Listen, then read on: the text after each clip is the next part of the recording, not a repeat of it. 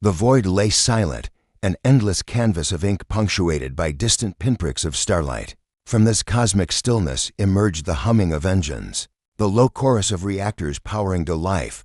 One by one, 1,000 warships sleek Valkyria class, fighters, cruiser-sized Aegis interceptors, and dreadnought-class Leviathans slid into formation, their hulls gleaming with fresh paint bearing the United Earth Coalition insignia. At their vanguard floated the ISS Resolute, flagship of Admiral Selene Atreus, its prow etched with the scars of countless training drills and skirmishes on the frontier. Admiral Atreus stood on the Resolute's bridge, stoic beneath the pale glow of tactical redouts. Her uniform was pristine navy blue with silver trim, but her eyes told the story of sleepless nights, spent poring over intelligence reports, calibrating strategies, and wrestling with the knowledge that, once committed, there would be no turning back. Behind her, the rest of the bridge staff moved in a practiced ballet, data analysts scanning long-range sensors, weapons officers running final diagnostics, communications specialists transmitting encrypted acknowledgments. "Admiral," came a calm voice from the comm station. Lieutenant Commander Raya Chen tapped a holoconsole, bringing up the latest sensor sweep. Long-range scans confirm the other Dominion fleet in orbit around SciFi 7. Signature counts match our estimates: 40 capital ships, 200 escort frigates, and unknown numbers of fighter wings. But signals are oddly weak. They're not broadcasting robust defense grid patterns. Selene turned, studying the display. The ghostly outlines of enemy vessels hovered above the shattered moon below, hulls fractured, citadels half collapsed, but still ominous in their silent vigil. Faint or deceptive, she mused. They've mastered cloaking and electronic warfare beyond anything we've seen. Proceed with caution, but proceed. At her words, the Resolute's command staff issued orders in rapid succession. Fire control locked onto key targets. Fighter squadrons powered their engines.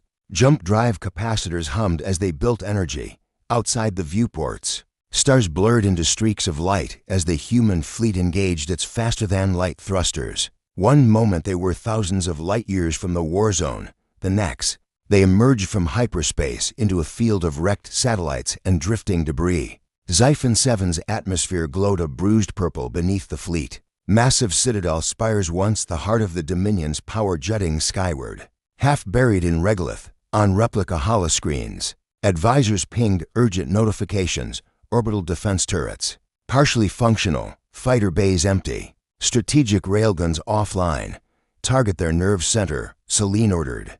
Concentrate all available firepower on the central citadel. Let them know the price of underestimating humanity. In unison, the fleet's main batteries converged across 3 kilometers of interstellar space. Beams of concentrated plasma, tachyon lances, and phased particle streams arced into the sky. The enemy responded with bursts of Gauss-Cannon fire and shimmering shield bubbles. But before their lines could fully engage, a single, stunning burst of energy cut through the chaos. The Resolute's Nova Lanza prototype energy weapon, powered by a network of 12 auxiliary ships, fired. Its beam was a beating pulse of pure, crystalline light, so bright the bridge lights automatically dimmed. It struck the citadel's zenith, and for a heartbeat, everything went white. When the flash faded, the citadel had collapsed inward, unleashing an expanding shockwave of Territon force. Towers crumbled like sandcastles, shield generators exploded. In cascades of ionized mist, missile rails ripped free, spinning into debris fields. The Dominion fleet reeled as the shockwave swept through their formation. "Report." Selene's voice rang out. "Orbital shield grid offline," came the terse reply. "Capital ships sustaining critical damage. Several have lost propulsion. Fighter wings are breaking formation." Captain Hai Malik of the USS Vanguard stood beside the tactical officer, eyes wide behind his calm visor. A cheer brushed across the bridge, quickly hushed by protocol. The Dominion would not yield simply because their fortress fell. They were cunning adversaries, capable of swift retaliation. "Alpha Squadron, ready Valkyries for strike," Selene commanded.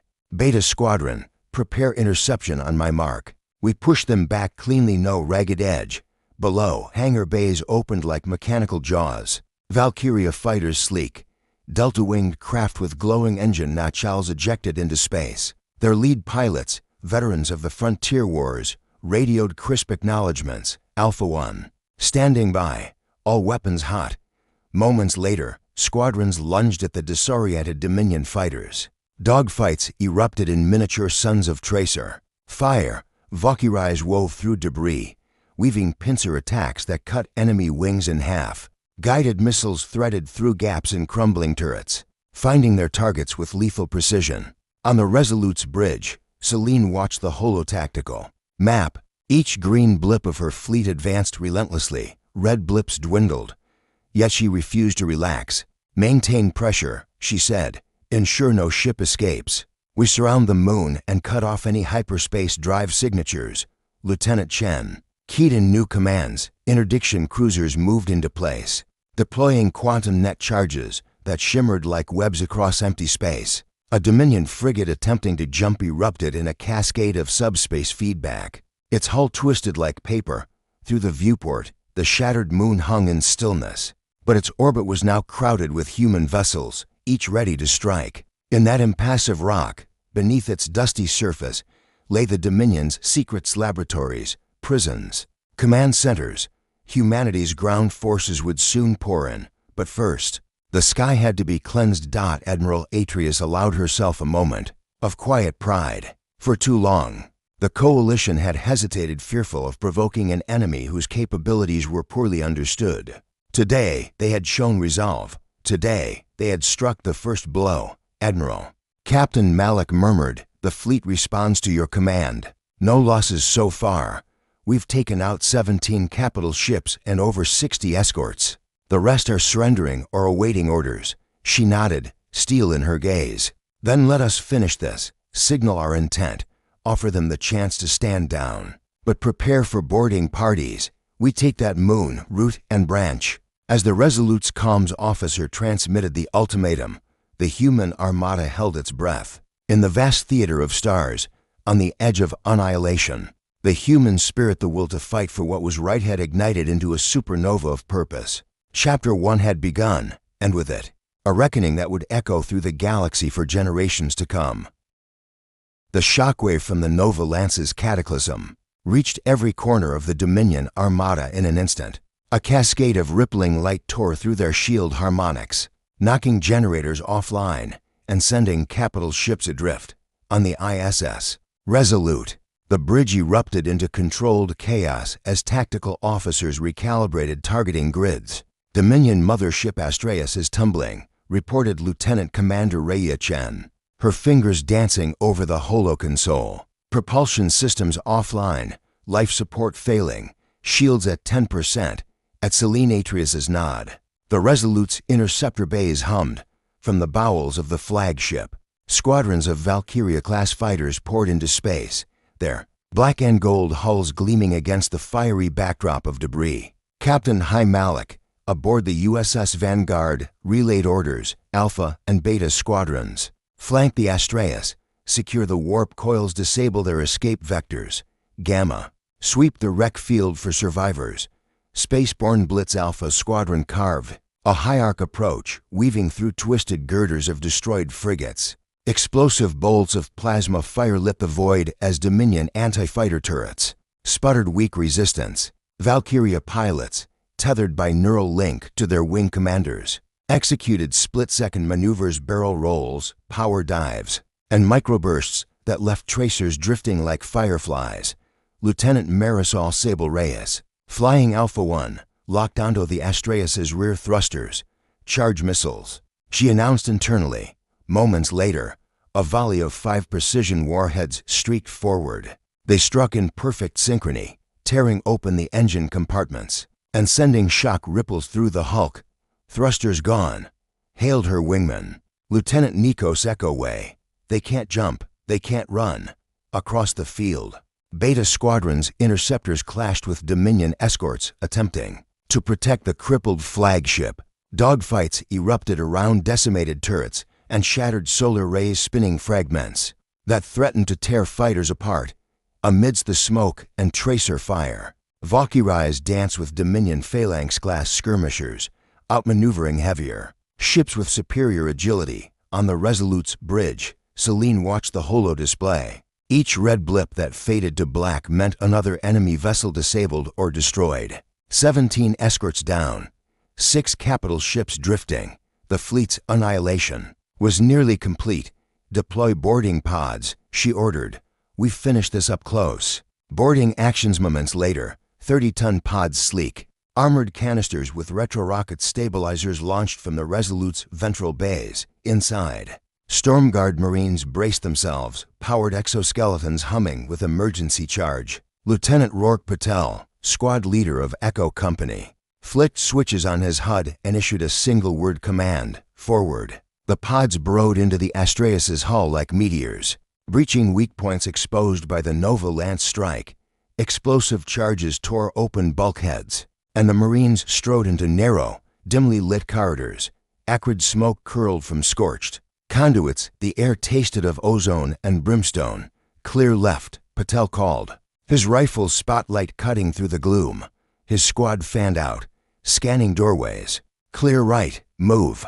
Every corner brought a new threat. Dominion soldiers in battered armor, desperate and cornered, raised Gauss rifles with trembling hands. The first firefight erupted in a spray of green tracer rounds. Exosuit servos whirred as bullets met reinforced plating. 2 enemy combatants fell, their rifles clattering to the deck. Sergeant Daniela Hawk Ruiz lobbed an EMP grenade into the control room. The device shattered, emitting a pulse that blacked out holoscreens and plunged the room into darkness. When the lights spasmodically returned, Patel and his Marines had already secured the console, overriding locks and sealing off the chamber. "Command net control," Patel reported. "Shields are down. Reinforcements en route. Ground assault high above the smoking citadel of Xiphon 7. Orbital bombardment began anew. Leviathan dreadnoughts unleashed magnetically accelerated projectiles that slammed into fortified spires, while railgun frigates on the far side pounded hidden bunkers. The once impregnable fortress quivered under the relentless barrage. On the surface, Thunderhawk dropships sliced through the violet sky, releasing hundreds of Stormguard squads. They touched down amidst jagged rubble, power armor glowing with assault beams. Lieutenant Reva Kai's unit landed on a plateau overlooking a shattered gateway. Through her comm feed, she heard Patel's voice echo. "Ground teams, advance on the central vault. We've got 1 hour before hypercapacitors destabilize." Reva signaled her squad forward. They descended a collapsed stairwell, boots crunching on debris. Alien runes lined the walls, remnants of a culture subjugated and repurposed by the Dominion's overmind. The air grew sterile, tinged with chemical disinfectants from the Dominion's biolabs. Suddenly, a siren shattered the silence. Emergency compartments sealed. Airlocks hissed. From below came the guttural roar of Dominion. Defense mechs towering constructs bristling with energy cannons and missile pods. "Contact," Reva shouted. "Defensive line. Fall back to fallback point Sierra 3. Her squad formed a V-shaped barricade behind a fallen obelisk. Plasma bolts pinged against shielding. Reva cued her thrusters, propelling over the wreck to flank the mech. She opened fire on an exposed reactor port. The port glowed, then detonated in a fiery bloom, ripping the mech's leg apart. It tumbled, reaching robotic arms grasping uselessly at the sky before collapsing in a shower of sparks. Around her, Stormguard pressed the advantage. Exosuit fists crushed passenger crates repurposed as cover. Grenade launchers hammered down approaching waves. Despite their desperation, the Dominion's ground forces were uncoordinated, bereft of central guidance. Since the Overmind's hive network fractured at the Shockwave's arrival, the Overminds and deep within the central vault, the so-called Nexus chamber, a vast bioorganic structure pulsed with neural light. Tubes and conduits fed the organism, sustaining a consciousness that spanned star systems. The Overmind, master of the Dominion, had bathed worlds in agony to feed its insatiable hunger. Lieutenant Kai's squad arrived just as EMP charges detonated. The resulting surge of white noise drowned out the Overmind's telepathic shriek. Tendrils of bioluminescent fiber convulsed, then slackened. Data streams vanished from holoscreens. For the first time in a millennium, the Overmind was silent. Reva approached the darkened heart. A single pulse of her Gauss rifle shattered the central core, one final blow to a tyrant that had never known mercy. As the structure crumpled, Kai felt a cold emptiness, as though a presence in her own mind had been severed. She turned to Patel, whose expression mirrored her own, a warrior's triumph tinged with solemn reflection. "Is it over?" she whispered. Patel activated his comm beacon. "Admiral Atreus, ground teams confirm the overmind is terminated.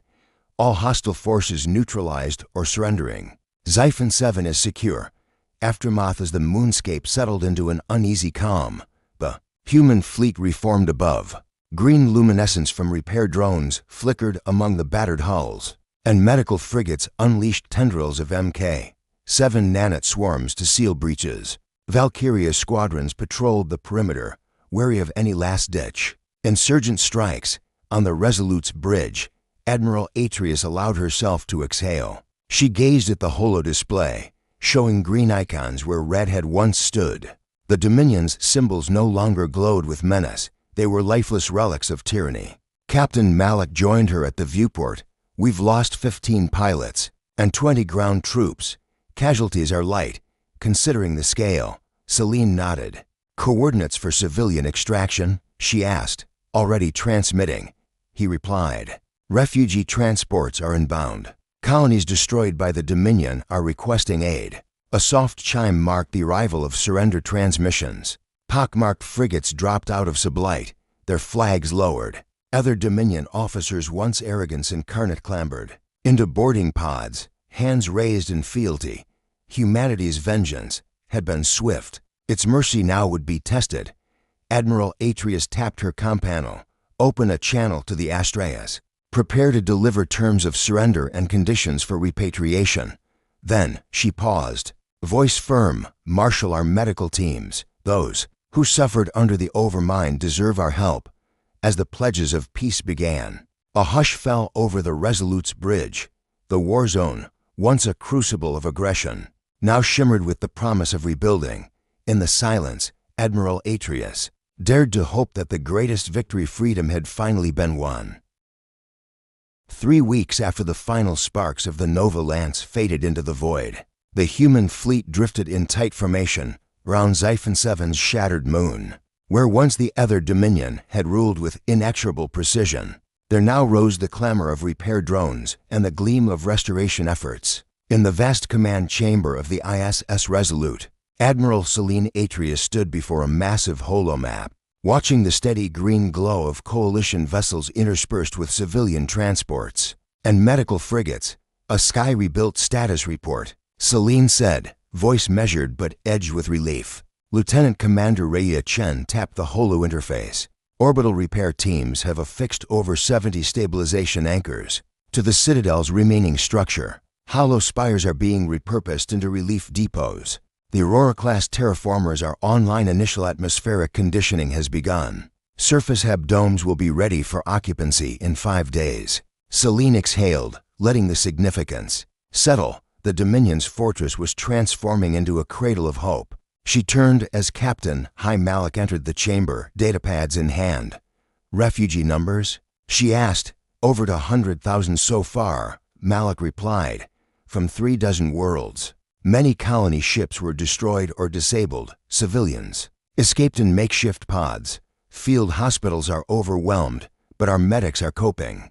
More Arkstone transports are en route from Earth." He glanced at the holomap. "And we've recovered the Dominion's databanks, over 40 terabytes of culture, history, and technology. Some worlds thought lost may yet be found." A soft chime marked the arrival of a secure transmission. Celine gestured, and the holomap shifted to show a jagged ribbon of light slicing through space toward them. "That would be Commander Lin of the Galatea," she said. "She's returning from the outer jump point with updates on Dominion remnants, salvage, and science." Meanwhile, deep within the moon's tunnels, once the labyrinthine laboratories of the overmind scientists and engineers, delved into the Dominion's stolen technologies. Dr. Lara Nishimura, lead xenoarchaeologist, needed her jaw and thought as she examined a crystalline lattice embedded in the rock. It pulsed with a gentle violet glow, resonating in tune with Dominion neural frequencies. The substrate was central to the overmind's hive mind. she explained to her team. It links organic and synthetic neurons across vast distances. If we can reverse engineer its protocols, imagine the possibilities: instantaneous medical diagnostics, planetary-scale communications, even psionic shielding against neural attacks. Her assistant, grad student Malik Verdun, frowned. But the energy requirements are enormous. We'd need to adapt it to human bioenergetics, and ethically. Do we dare repurpose a technology born of genocide? Lara nodded gravely. We proceed with caution, but to leave it buried would be to squander a chance for progress. In the orbital yards, salvage crews stripped Dominion wrecks of usable components. Plasma conduits became power cells for civilian shuttles. Gravimetric regulators refurbished gravity generators in new settlement domes. Ex-Dominion engineers, those who had surrendered and now volunteered, worked alongside human technicians, forging a delicate truce shaped by shared purpose, healing old wounds in the moon's surface at the sprawling tent city of Sanctuary Point. Survivors huddled beneath makeshift shelters. Among them was Avrin Kai, once a technician for the Dominion's slave labor camps. She stared at the sky as Valkyria fighters performed patrol runs. Overhead, their silhouette reminders of both salvation and sorrow. A Stormguard medic approached with water rations. Here, he said softly, we're building proper housing, clinics, schools. You'll have a home here. Avrin managed a shaky smile. Thank you for giving us a second chance. She rubbed her forearm where Dominion identification tattoos had been burned away. I still can't believe we're free.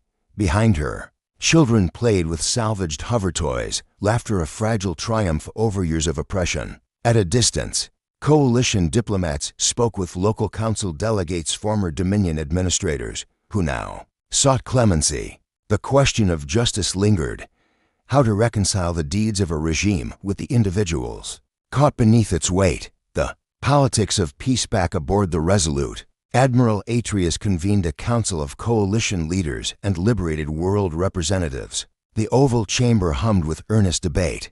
High Representative Miraj Patel of the Deltan Federation rose first. We owe a debt to the brave souls of the fleet, but also to the victims scattered across the stars. I propose an independent tribunal to oversee war crimes investigations and allocate reparations. Senator Juliana Kwan of Earth countered gently, we must act swiftly but carefully.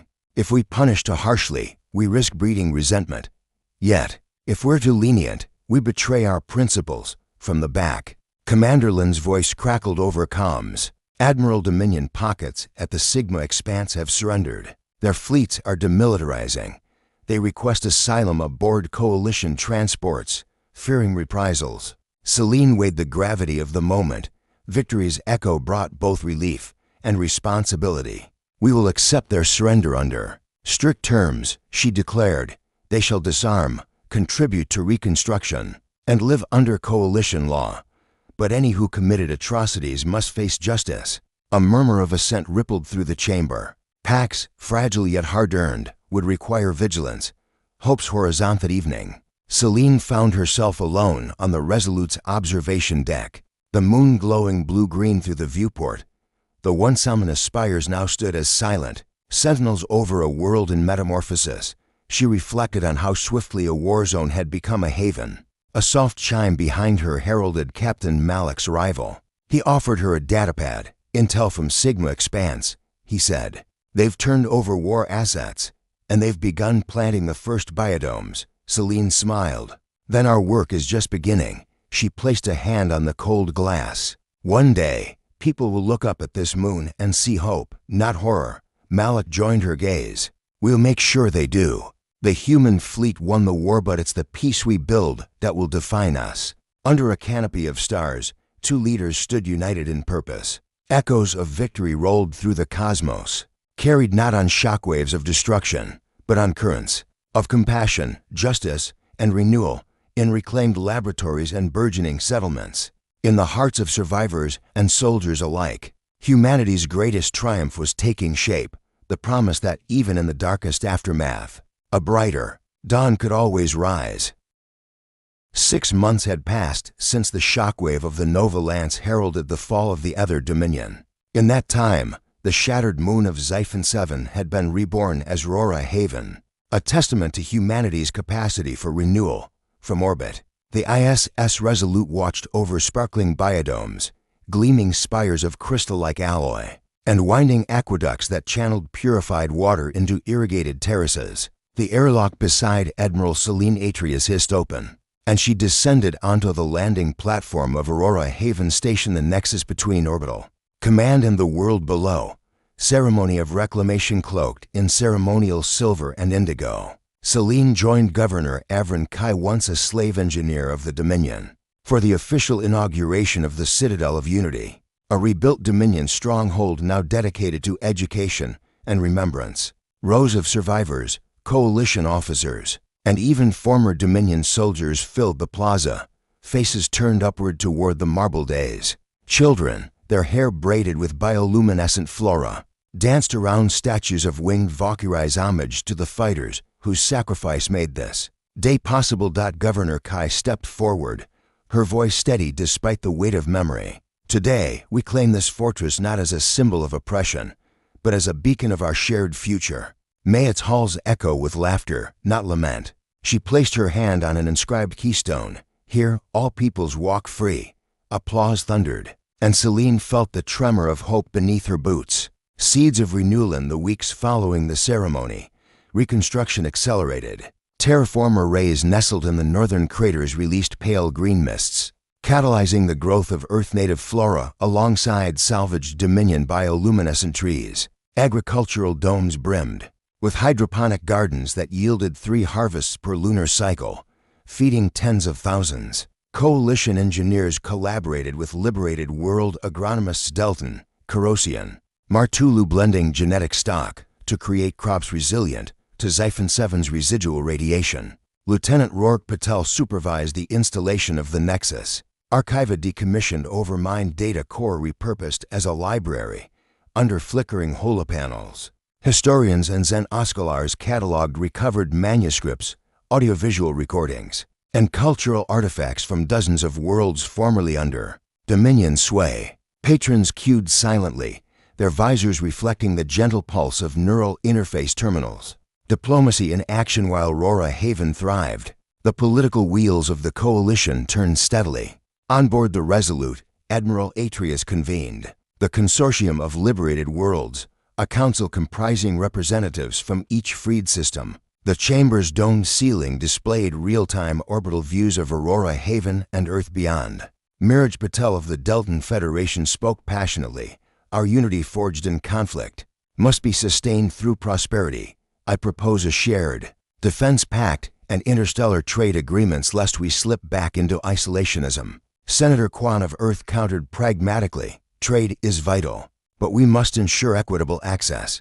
Former Dominion worlds suffered systemic exploitation. We cannot replicate those power dynamics. Amid nods and murmurs, the Council formed working groups on commerce, culture, and collective security, the foundations of a new interstellar order rooted in mutual respect. Personal reflections. That evening, Celine walked the terraced gardens, beneath Aurora's twin moons, their silver glow reflecting in the gentle waters. Captain Hai Malik joined her, carrying 2 cups of warm spiced tea from the station's communal cafe. He offered one, and after a moment she accepted. Do you ever regret it? He asked softly. The decision to fire the Nova Lance. Celine stared at the horizon, where the Citadel's spires caught the moonlight. If we had hesitated another hour, the Dominion might have regrouped. Lives millions hung in the balance. She sipped the tea, its warmth grounding her. But I do regret that war was the only language they understood.